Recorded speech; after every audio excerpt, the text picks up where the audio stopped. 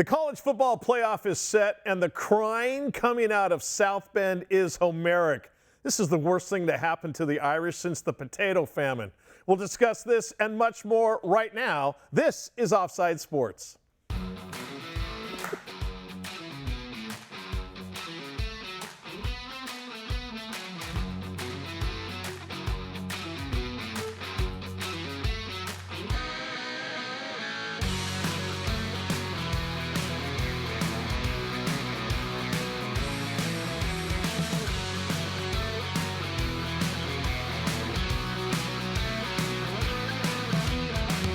Hi, everybody, and welcome to another episode of Offside Sports, live from the Loft 100 studios in Southern California, presented by Turtlebox Audio.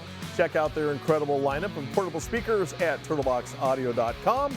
Also, thank you to Turf & Sons for the turf we sit upon. Turf & Sons, San Diego's #1 choice for turf installation. Find them at turfandsons.com.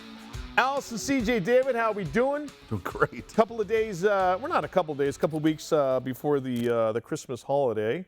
Hope everybody is in the Christmas mood, et cetera, et cetera. Before we start talking about Notre Dame and the college football playoff, congratulations are in order. One of us got engaged a week ago, I want to say. And being that Allison didn't do it, Dave and I are married. It only leaves one. CJ Stubbs, who's soon to become a husband. Congratulations, brother. Our little baby. I'm getting congratulated on every show. All of these, you know, you're an uncle for the first time, and then you decide to upstage your brother and his wife, and you go and get engaged. So, no, but congratulations, man. That's awesome. It's been an amazing year. I bet it has. For sure. I bet it has. Yeah. The show. No kidding. The new wife. When are you guys getting married?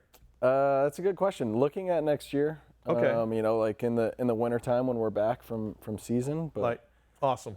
And you're all invited, by the way. Everyone watching.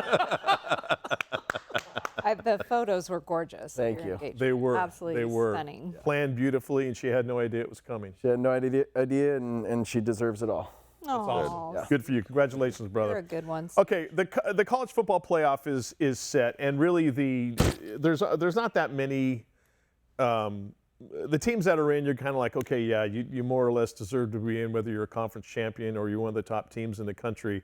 And really, and disagree with me if you are wrong, guys, it really came down to the fact, or the biggest story mushroom in out of this, the fact that Notre Dame was bypassed by Alabama, was bypassed by the committee, by Miami, and has been left out of the college football playoff when they were one of the top programs throughout the college football year, and you can disagree with who they play and their schedule, et cetera, et cetera. Dave, did they get effed in the process? No, they created this problem. All they had to do was take care of business. Literally, all four of us could sit here and talk for 1 hour and cover this topic. Yeah. All of us have a lot to say about what's going on in the college football playoff picture, and it's not a perfect process. And I'll say this, I'll give you a solution right now on how you fix it. You let Vegas figure out who should be in, because Vegas isn't in the business of losing money. They know exactly who the best teams are. Let Vegas do it, because they don't have a commissioner. They haven't figured it out. And here's the deal with Notre Dame. I'm so sick and tired of Notre Dame, is the fact that Notre Dame hasn't done anything since 1988. Haven't done anything. They've been completely embarrassed every time they've made it to a national championship game since then. Completely blown out, not even competitive. The fact is, you come up with this week schedule. You over and over again, you pick your schedule. You refuse to join a conference. You could do so many things to put yourself in a position to be in the playoffs. But Notre Dame refuses to do it. They want to keep all the money for NBC. They don't want to share any of the money from the bowl games. It's old. It's just old to Notre Dame. It's so an entitled thing. It reminds me of the movie Big Daddy, where what's the name of this game to the kid? It's I win. That's the name of the game, because that's what Notre Dame tries to play all the time, and it is old. And I'm sorry, next year's schedule, have you seen Notre Dame's schedule next year? Yeah. On the road, at North Carolina. Oh, they're impressive. At Syracuse and at Purdue. I mean, come on, dude. You give me a break. Everyone's like 2-10. Give me a break. It's ridiculous how Notre Dame tries to fix this thing every year. I feel like a lot of schools are going to start doing that, though. Play cupcake schedules as much as they can. Yeah. So that when their overall record is better at the end. I don't know. And I also think, are bowl games going to go away, do you think? I feel like there are so many kids don't play in them because they don't want to get hurt, the ones that are going. So Rick Neuheisel had a great solution to bowl games. Play the bowl games first game of the year. Very first game of the year, you make the bowl games go that way, and no one's obviously going to miss the first game of the year. Plus, everybody gets what they want. Yeah. Otherwise, you can go this route. Just my solution for bowl games, get rid of a lot of them. But every one of these playoff games we're about to see, make them be at a neutral site at a bowl game. Like, it's ridiculous. Oklahoma's hosting Alabama. Why don't you move that game to the Sugar Bowl? Well, no, you can make the argument for it. CJ, when you look at Notre Dame and you look at the fact that they, as Dave said, they're not in a conference. They're their own separate, entity. They don't have to share any of that TV money or any of the money that they get for that program with anybody else. How much do you think that has truly come back to haunt them? The fact that they're ACC related in every other sport, but they're independent in football. Yeah, well, Dave brings up a good point because, they have this independent schedule and they make it a cupcake schedule. And then if you put Notre Dame in, then it begs the question of, should Texas have been in? Right. They have 3 huge wins against Oklahoma, Vanderbilt, and Texas A&M. Right. And then they get screwed because, like Allison was saying, they actually chose to have a hard schedule and start off the season with Ohio State, which gives them that 3rd loss, which really everyone's looking at and saying that's the reason why they can't be in. And then now Notre Dame's all pissed off because Alabama gets in over them with three losses. Here is the chairman of the College Football Playoff Committee, Hunter Yurachek, talking about why the University of Miami was taken over Notre Dame. And once we moved Miami ahead of BYU, then we had that side-by-side comparison that everybody had been hungering for with Notre Dame and Miami. And you look at those 2 teams on paper, and they are almost equal in their schedule strength, their common opponents, the results against their common opponents. But the one metric we had to fall back on, again, was the head-to-head. I charged the committee members to go back and watch that game again, the Miami-Notre Dame game, because it was so far back. And we got some interesting debate from our coaches on what that game looked like as we watched it. And with that in mind, we gave Miami the nod over Notre Dame into that 10 spot. But Hunter, the way you guys... And once we moved Miami ahead of BYU, So then we had that you've got the side-by-side. situation basically, other than the FPI, between Miami and Notre Dame, equal footing as far as their schedules, common opponents, et cetera, like that, et cetera. But Miami, then again, in the ACC, Head-to-head. Notre Dame's not. Yeah, well, it's head-to-head. I mean, it's the easiest way to figure something out. Strength of schedule, for me, is one I always like to look at. And I look at who they're arguing Alabama's in. Alabama's strength of schedule is 4. What was Notre Dame, 44, 45? 44. I mean, they, again, as CJ just said, they picked their schedule. They play, no offense to Navy, but was the Coast Guard not available? Because, I mean, what's happening here? It's ridiculous. They play Navy every year. That's like But you can't sit there and say that's a quality game. No. You had a quality game against Texas A&M at home, and you lost. The Irish fans are, I mean, just being on social media and watching, oh my God, next year, look out. And I bet once in a while, I would take the over in every single Notre Dame game in 2026. This is going to be Brady and Belichick after Deflategate times a million. They are going to go scorched earth. Now, the recruits are seeing this, like how this is playing out every year for Notre Dame. Yep. Why would you want to go there? Well, the thing about going to Notre Dame, too, is you're not making a 4-year commitment. As Lou Holtz said, you're making a 40-year commitment because of, and you're an SC alum. Yep. The same thing on the West Coast. That pipeline of alums in any endeavor, any job you want to get into, there's going to be a major decision maker who can say, CJ, you played baseball at SC, man. I'm a Trojan through and through. Come on in and I'll give you a desk and a place to hang your shingle. Yeah, you go to USC for life and you go to UCLA for 4 years. But and speaking of USC, Notre Dame, the best win they had this year was against USC. And congratulations, you got the shillelagh, all that. USC, I love them to death, but they weren't that great of a they're ranked team number this year. 20. Yeah. And you're going to use that and pretend like you should be in the playoff. It's just ridiculous. Paul Feinbaum, who does a great job with ESPN, and he's a college football expert, and he's been doing this for a very, very long time.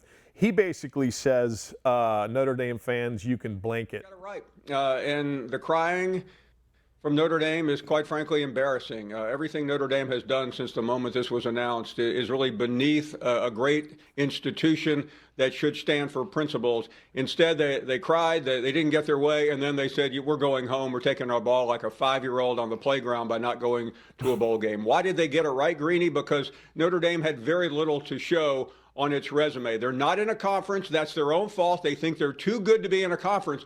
And had they joined the ACC, which they, by the way, are a member of in every other sport, they would have played for the ACC championship game. They would be in the playoff today, and they wouldn't be a bunch of sniveling crybabies and really, quite frankly, in my opinion, the laughingstock of college football. Alabama, what did it do? It beat 4 top teams. It beat Georgia, the biggest win of the season for any of the CFP entrants. Amazing stuff there from Paul Feinbaum. All right, now that we know who is playing in the college football playoff, who do we think wins it all? We'll unveil our brackets, and we'll discuss if Lane Kiffin is the most hated man in college football next, as Offside Sports continues.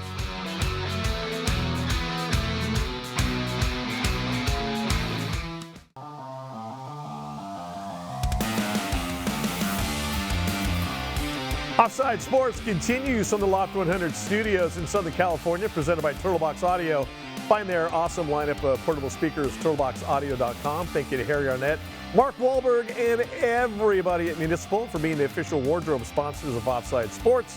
Municipal, bet on yourself. You can find them at municipal.com.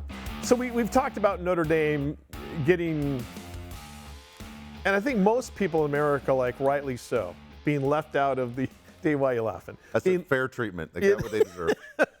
Right. Left out of the college football playoff. And maybe that debate is going to roll us right into the kickoff of the 2026 season. But we do know who is in the college football playoff. It's not Notre Dame. But you've got James Madison, Oregon, Alabama, Oklahoma, Tulane, Ole Miss, Miami, Texas A&M, Texas Tech, Indiana, Georgia and Ohio State have the byes, and the games begin here in about a week or so.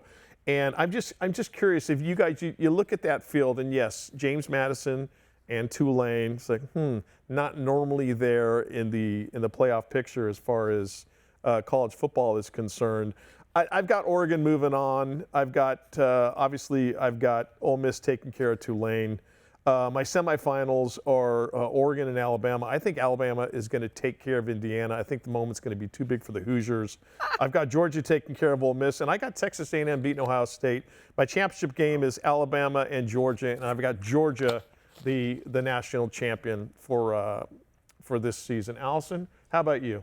Well, I'm really surprised that you said that about the moment being too big for Indiana Yep. against Alabama. I mean, it wasn't too big for them against Ohio State, the number 1 team in the country. Right. And they're undefeated, and I think that they're super impressive. And I know a lot of people are on the fence about Cignetti. I love his demeanor.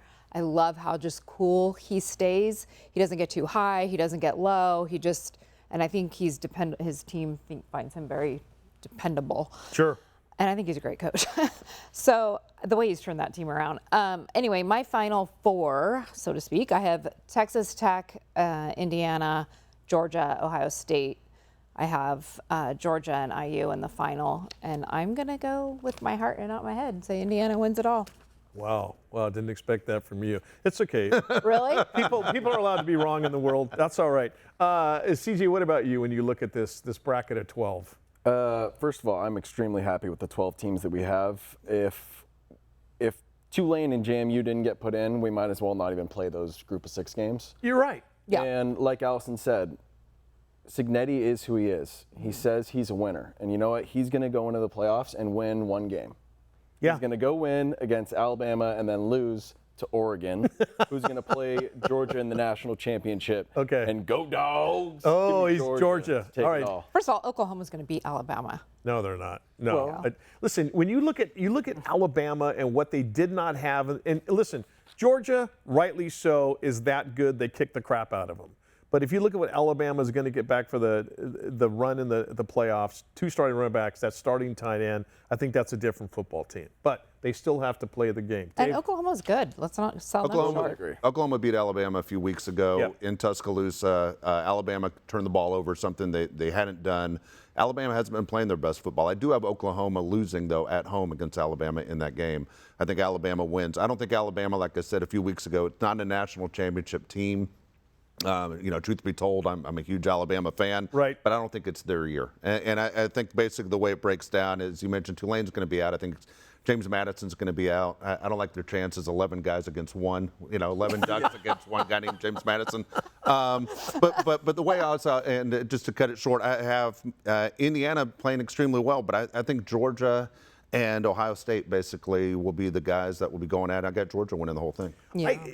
Was it Georgia, Indiana? I don't have my bracket in front of me, but either way, I have Georgia winning the whole thing. Okay. You've got, I think when you look at the two, I guess well, Alabama has that championship pedigree, but when you look at the two teams like Ohio State and you look at Georgia, and I go, Allison, when I said that the moment being too big for Indiana, the conference championship is one thing, but man, when you're on the doorstep of a national championship, those lights get super, super bright. And when you've got a Ryan Day and a Kirby Smart, two guys that have been through the fires more times than not, and a guy like Ryan Day, so I mean, let's face it. After the record they had against Michigan, you got to assume people in Columbus like, get him the hell out of here, because the only thing that matters is beating Michigan. And then he turns around last year and they win a national championship. So a guy who's just, you talk about steady Signetti. Ryan Day is that guy, and I think Kirby Smart is that guy, even though he wears a visor indoors, which kind of bugs me. But I think pedigree, when it push comes to shove, CJ, pedigree is kind of what rises to the top. That is the cream that rises to the top. Yeah, absolutely. And I want to go back to those group of 6 teams. JMU, I really want to see them actually put together good offense against Oregon. I think it's important for those group of 6 teams to see that we're going to actually compete at this level. I think it'll be good for football for them to, compete and put something together. I obviously have Oregon edging them. I am scared of this Texas Tech team. They are great on 3 levels: offense, defense, and special teams. Their offensive line scares me a little bit, but man, can they put up some points and play some defense. 100%. They can put up great points, and they've got probably the best. Georgia's probably one. Texas Tech might be due as far as the best set of linebackers in the It's amazing what money does. I mean, if you look at the teams, honestly, money is, Texas Tech came out of nowhere. The money came out this time, right? Ohio State, the money came out last year.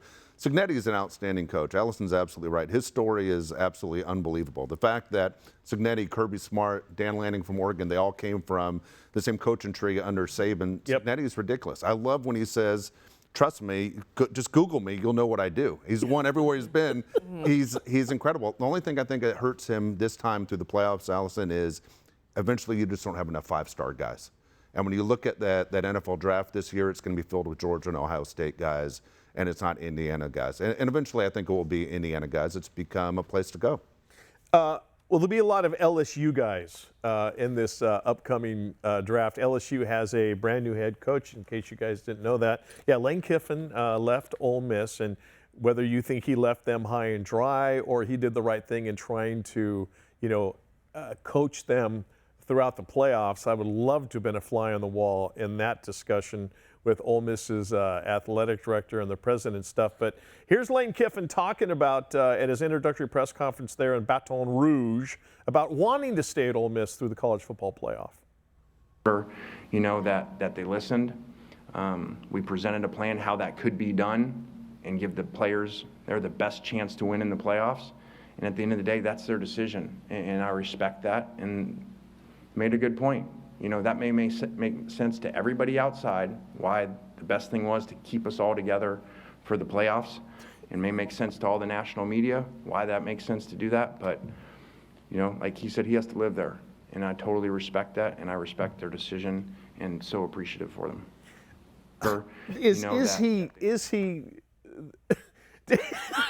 Okay, let's ask the first question. All right, first question before you get into a real football topic. Right. Is the second he gets off the plane in Baton Rouge, let's get fitted for a purple suit? Yeah. Was that just in his closet? Because I doubt he had the purple suit at Ole Miss. I mean, how quickly did they get him the purple suit? Exactly. And the funny thing is here, three of us have all kind of been affected by Lane Kiffin. Yeah. Raider fan, Oh. USC fan, Alabama fan. Yeah.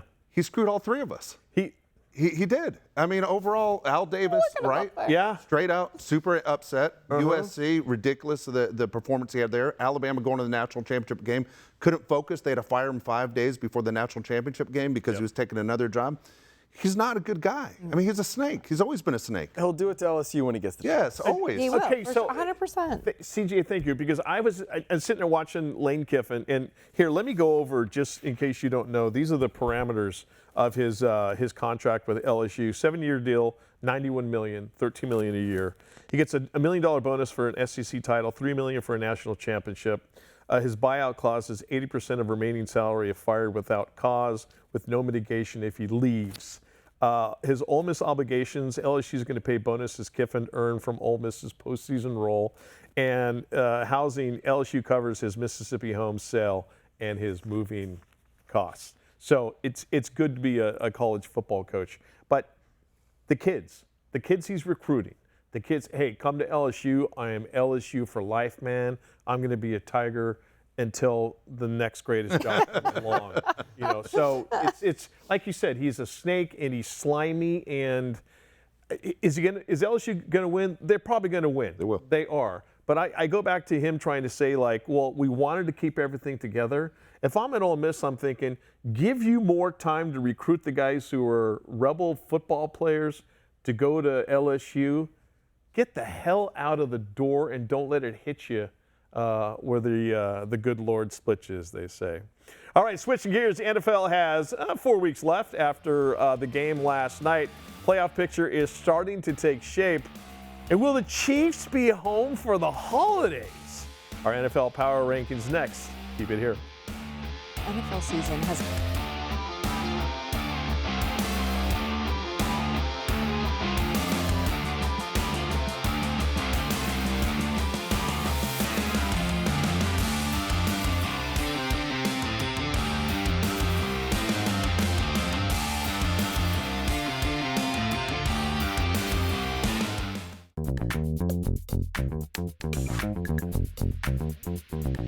Offside Sports rolls on from the Loft 100 Studios in Southern California. We're brought to you by Turtlebox Audio. Find them turtleboxaudio.com. This portion of the show presented by Bebemos Tequila. Made for those who chase the sun. Find your bottle at WeDrinkTequila.com. I got a couple of Christmas parties this week. I'll be finding my bottle of Bebemos, as they say. Before we go over our NFL power rankings, I don't know about you, but you can say, you know, Costa, you're bitter, you're jealous. Your Raiders are absolutely the worst team officially in the National Football League team, and I would wear it. But to watch the Chiefs just circle the toilet in the fashion that they're doing it is one of the greatest early Christmas, Hanukkah, Kwanzaa presents I could ever ask for. I'm with you. All right, thank you, Dave. God bless you, my friend. Even though you do a Charger podcast, Yes. I know you're it's great. I hate the Chiefs. Like, I hate honestly, the Chiefs. I hate the Chiefs. There are only certain teams in the NFL that I hate. There are a lot of teams in college football I straight out hate. Yeah. A lot of NBA teams I hate. Did you hate the Chiefs before they were good? Hated them a lot the last 10 years. Okay, so you hated the didn't Broncos start hating before until that they the were last good. 10 years, especially that guy that used to wear the barrel to the games at the Bronco game. I see Thought how he was you weird. roll. Even when they were bad, though, they still beat the Chargers every. Yeah, Yeah. that had nothing to do with it. I just I honestly, it bothered me that I always felt like the referees were on the Chiefs' side. That no matter what was going to happen, I thought the Chiefs got a break. Oh, Patrick, are you okay? Yes. That broccoli Just like head they haircut. did with Tom Brady. They changed rules for Tom Brady. Like, Yeah. I don't know, you guys. Refs, I think they get a bad rap. They're human beings. Oh my They God. can't get it perfect every time. Oh my gosh, I- this when- holiday I- season has you know gotten what bothers me? It bothers me when people say, "Oh, the fix is in. This game, or this league is all predetermined. It's all fixed." Do you know how many people would have to be in on that for that to be true? Did you hear Joe Buck That make is that just joke last not night? True. Joe Buck during Monday Night Football, he said the Super Bowl will be in Los Angeles in a year, and he turned to Troy Aikman and said, "Have you seen the script for that? Who's going to be here?" Yeah. And Yeah. he goes, "What are you talking about?" Troy Aikman missed the joke, but that's always what people say. What's the Yes, script? that people say it's a script, and the minute it becomes WWE, this is too big of a money juggernaut, billions and billions of dollars. It's not fixed. CJ, Get over it. you were a San Diego Charger fan until they bolted, and you have your fan hat just has the NFL crest, so he's safe wherever you go. Did you? I mean, did you, as a San Diego Charger fan, was it Raiders who you hated the most, or was it equal between everyone else in the AFC West? I remember going to a Chargers-Raiders game, and there just being a massive brawl breaking out. Always. And I was like, okay, so I'm supposed to hate those guys. Yeah. But for whatever reason, the Chiefs always gave the Chargers trouble in those division games. Yep. And the AFC West was really strong at that time, and it's strong right now with the Broncos and the Chargers. Totally. Big win for the Chargers last night over the Philadelphia Eagles in overtime to improve to 9-4. The Chiefs, though, probably their last gasp was Sunday night against the Houston Texans at Arrowhead. That used to be a place where nobody wins at Arrowhead because of the crowd and the team and stuff. But this was so fun to see. This is Travis Kelce basically crapping away their last chance of making the playoffs in 2025. 2nd and 10. Texans bring 4. Mahomes getting it out. Kelce couldn't hang on. And Alshire has the interception. Kelce took Oh, the shot. Mr. Swift, it's over. He missed it on the play before, too. Yeah, two. Two right in a row that He's had a couple of bobbled passes this year that have ended games for them, and that one, and then to see him just get drilled was so fantastic. With Leonardo DiCaprio in his box. You see that? Leonardo DiCaprio's in his box. Hey, and man, he failed. enjoy it, Leo. And listen, Travis Kelce, first ballot Hall of Famer, one of the greatest tight ends NFL has ever seen. But and it happens to all of them. Yeah. You get to the bench and you realize the magic is not there anymore. Unless you're 44-year-old Phillip Rivers. And that's other news from the NFL before we get to our power rankings. Phillip Rivers, 44 years old, has signed the practice squad of the Indianapolis Colts today. You will see him in action most likely this Sunday. Starting quarterback Daniel Jones is out for the season with a ruptured Achilles, and Riley Leonard, the rookie quarterback out of Notre Dame's got a screwed up knee. What about Anthony Richardson? Where did he go? Hey, what about me? What about me? But they signed Phillip Rivers, 44 years old, hasn't played in 4 years. 5 years? Since 2020. 2020, 5 years. Look for him to. He's a grandpa now. Almost a grand. Is he really? Yes. Yeah. His kids range from age 2 to 21, and his oldest has a baby. Unbelievable. All right, let's quickly get to our NFL power rankings for this week, and I think CJ, you will go first, my friend. When I look at my power rankings, I look at them with a lot of regret. Submitted these before that Monday night game last night, and wow, I had it right with the Chargers originally. They are so strong with a banged up Justin Herbert. I mean, the guy's just a gamer. Love to see him out there. Tough as they come. I'd punch him in there over the Jags. I love my first 3. Okay. Patriots, Broncos, and Texans. Man, that Texans defense is something to really watch out for. They are amazing. With the NFC, I've got the Rams, Seahawks, Packers, Bears, and Eagles. And like I said, I'm living with regret because this Eagles team and that NFC East is just such a mess. It is, and it's ripe for the picking. The Eagles are keeping the Cowboys in the playoff hunt. But I want to touch on the Bears because the Bears had an incredible loss against the Packers. They went into Lambeau and took it down to the wire against them, and Caleb Rivers. Where did he go to school? Where did Caleb go to school? He's a Trojan. Oh, yeah. And Oklahoma Sooner. But he's a Trojan, and just love watching him play. All right, Allison, who do you got? AFC. AFC, Patriots, Drake May, love him. Denver Broncos, I think that defense is formidable. I don't think their offense is particularly great, but the defense bails them out. Buffalo Bills, I still have them in there, even though they're playing a lot of very close, beating games. The Jags, who look really good, and the Texans. Again, that defense, like you mentioned, is great. NFC, Rams, Seahawks, who I think are neck and neck. I really do. Packers, that was a great win the other night. I still have the 49ers in there. They keep winning despite all those injuries. They got Brock back, man. They did, and they just keep doing it. And then I put the Bears in there. I know I didn't have the Chargers on the AFC side. I'm still not sure about them, but the Bears in the NFC I think look really good. I mean they lost, but that was just that last pass that Caleb made was just a little more bit overthrown, just a bit overthrown, and that would have been a win. Dave Palet, AFC. All right, AFC, I'll tell you what, right now, I'm not impressed with any of the AFC teams, meaning I don't think any of the AFC teams could beat any of my top 5 in the NFC. I think it's NFC strong. I'm going, if I bet my house and I had to pick one of these, I'd say the Bills to win the Super Bowl out of this group. Broncos playing too many close games. Texans defense is awesome. Jags are playing great. And the Patriots, of course, they should be at the top, but the only real win they have is against the Bills. Even they host the Bills this week, and the Bills are favored in Foxborough this weekend. Here you go. The NFC, this is real football is to me this year. 2 best teams in the NFL are right there in the front. It's the Rams and the Seahawks with CJ turning me on to. Packers, 49ers are great, and Eagles are just there because they're top 5. All right, taking a look at my power rankings in the AFC.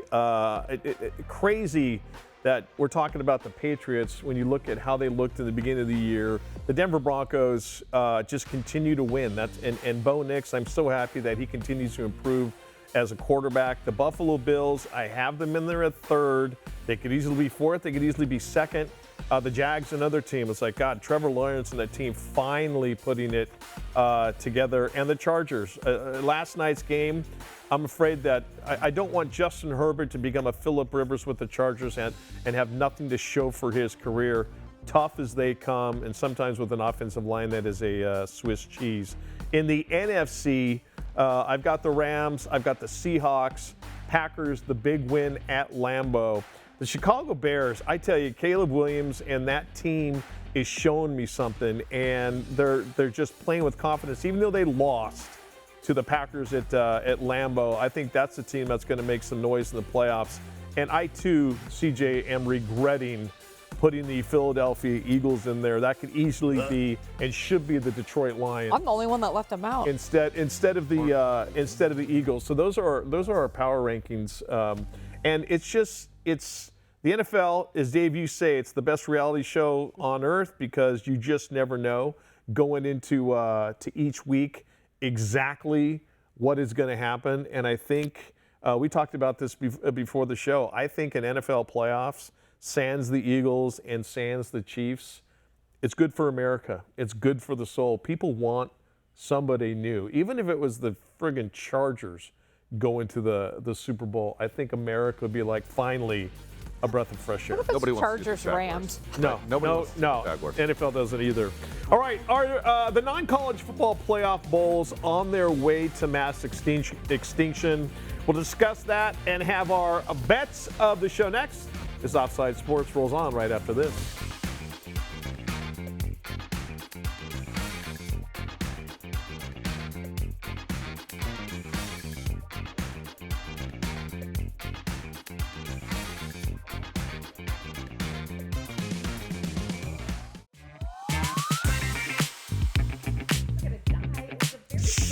Hey, we're doing a show here.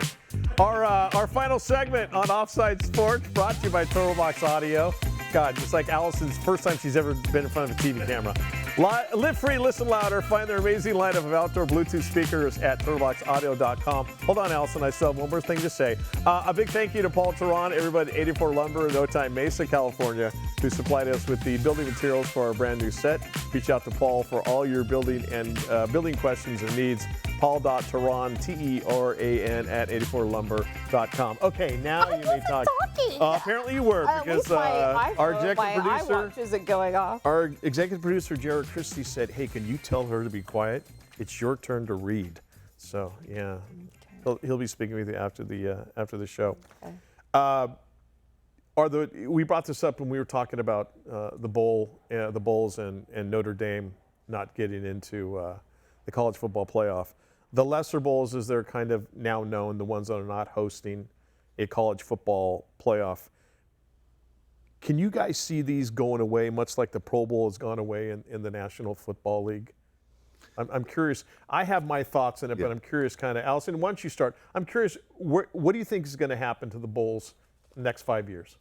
Well, I think the best shot is what you were talking about earlier about moving them earlier in the season, because by the end of the season, first of all, some of them are so far down the calendar that you're really going to keep these kids around through Christmas practicing. Some of the games, I know San Diego State, I think, or no, wait, who plays in Hawaii? San Diego State plays New Mexico this year. Okay, well, whoever plays in Hawaii, Cal, they play at Hawaii, against Hawaii on Christmas Eve. I mean, these teams that have to go 3 weeks of practice for one game, and I think when kids are trying, the calendar, the college calendar is a mess. So when you think about the transfer portal opening up and all the different things, and kids leaving or kids going into the NFL that don't want to risk an injury and waste all this time, they're off to get training going. That I just think they need to move them. See, I used to love it when the Bulls were like the 29th,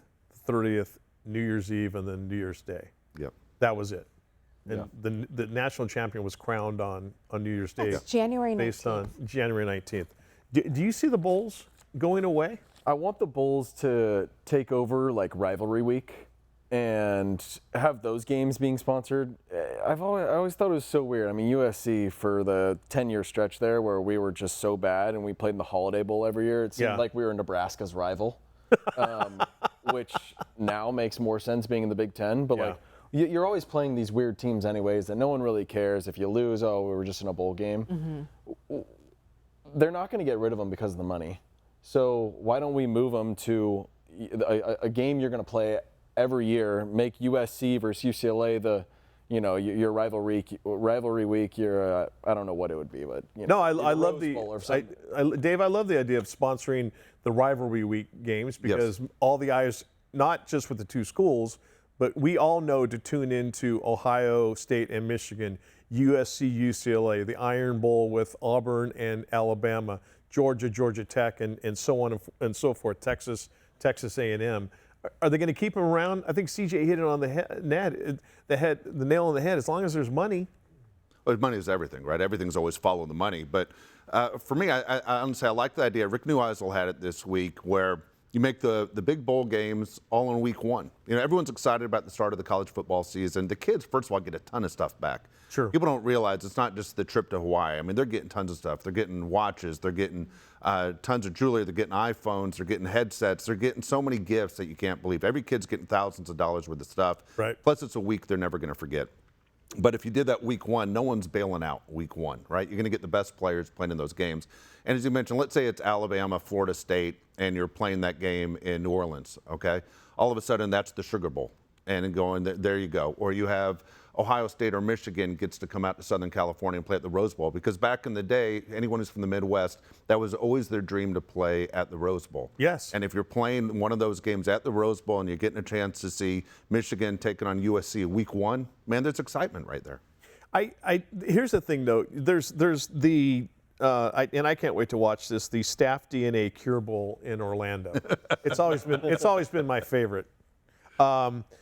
Here's the thing about the bowls too. Unless you're a senior or junior who is playing in one of the college football playoff games, you have the chance to go pro, either draft or free agency after the draft.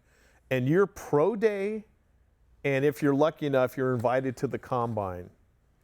I am not going anywhere near a field in some bowl game that doesn't mean anything, that may have 15,000 people playing in the game. And I'm sorry, it's a great reward for your seniors, for your fans, and for your boosters. But we just showed a graphic up there, and Notre Dame leads the charge of, they're saying, yeah, we're not going to a bowl game. And I mean, those are some pretty decent programs. Auburn. I don't think Auburn was even eligible. I don't know why they made a statement. Well, Iowa State, Kansas State, you got Baylor, Rutgers, Florida State and stuff that are like, it costs us too much money to go to these. And yeah, we're gonna forego the extra weeks of practice where you really get strong as a football team. But CJ, if I'm a player and I got the chance at reaching the ultimate goal, sorry, coach. And I think coaches understand now that we got it, man. You got bigger things to do. I think eventually the playoffs are going to expand anyways, and they're just going to use those bowl games as, you know, the playoffs. I think everyone's already complaining about the 12 team and want to move 16 or 24 or whatever it might be. So we'll see. Hey, you want to go to the Liberty Bowl in Memphis, the most dangerous city in the United States? Allison, you want to go with me? I know. My son, his last year at Western Kentucky, played at in the Boca Raton Bowl. And like you said, 15,000 people. Another there one of my might have been favorites. 5,000 people in the stands. Yep. But he was going on to a pro day, so he did play in the bowl game. Had the week of his life. I mean, it was incredible with his teammates, and they had and like you said, he came home with a whole bag of goodies that were, and he'll never forget it. And he had a great time. But you know, the Boca Raton Bowl, like. Yeah, you know, exactly. It wasn't all Bobby that fun. Boucher there? Yep. Yeah. Go to the Boca Raton Bowl. Yeah, play before an empty Here's stadium. my Boca watch. Isn't it cool? Rusted and doesn't work anymore. All right. What are we going to bet on this week? The bet of the show, of course, is presented by our friends at Owner's Box Daily Fantasy Sports. Sign up today, ownersbox.com. Secure and fast withdrawals, industry-leading rewards, and amazing in-house user support all at your fingertips. Click on ownersbox.com and start playing today. All right, Allison, what is your bet in the NFL this week? My bet is Baker Mayfield having more than 17.5 rushing yards on Thursday night against the Atlanta Falcons. I tell you what, Baker Mayfield has won me over. Yeah, I think everybody, right? God, I'm so happy for this guy's success and what he's doing with the Buccaneers. David, who is your bet this week? I'm going to go Bucky Irving. I'm going to go more than 63.5 yards rushing. So I'm going Bucky Irving. Again, I'm going heavy on the Buccaneers. Okay. CJ, who is your bet? I'm going to stick with those rushing props, but I'm going to go on the other side. I'll take Tyler Algier, backup running back to Bijan. I think you want to keep some tread on Bijan's tires, and let's see him go over 22.5 rushing yards this week.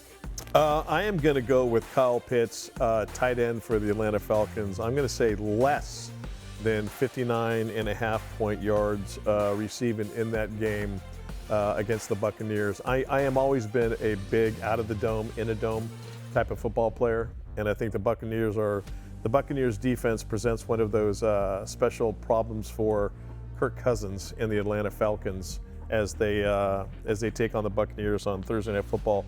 Again, ownersboxfantasy.com. That is the website to go to. So easy to sign up and start playing daily fantasy today. And it's not only football. There's college football. Obviously, there's basketball. There's hockey going on right now. Soon enough, we'll have baseball games as well.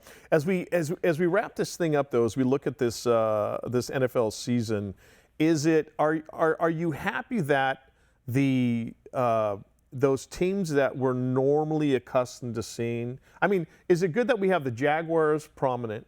Somebody posted a meme that says, you hated the Kansas City Chiefs, and look what it got you. You've got the New England Patriots now back in the conversation as being one of the better teams in the NFL. Is it good that we have different teams, though? Not name the Chiefs, not name the Eagles? I think I'd be a hypocrite if I took that side, because everyone knows I'm a Dodger fan, right? I always think you need a team that has kind of what the Chiefs have, where you have that team that everybody hates. Either you're a Chiefs fan, you want them to win, or everybody's on board with rooting against that one team. So I think dynasty teams are important in every sport. I like seeing different people get in. Yeah. I do. I was very happy when the Patriots, dynasty kind of went. It was a good 3 years. Yeah, and now it's back. Yeah. All right, as we put a lid on this episode of Offside Sports, massive thank you to everybody here at the Loft 100 Studios making the show possible. Thanks to Turtlebox Audio, Municipal Clothing, Babemos Tequila, Chase the Sun at WeDrinkTequila.com, 84 Lumber for their support and partnership, and Turf & Sons for the surface of our brand new stage. Click on turfandsons.com today. Most of all, we thank you for hanging out with us. For Dave Palet, Allison Ratzlaff, and the newly engaged CJ Stubbs, I'm Mike Costa. We'll see you next time.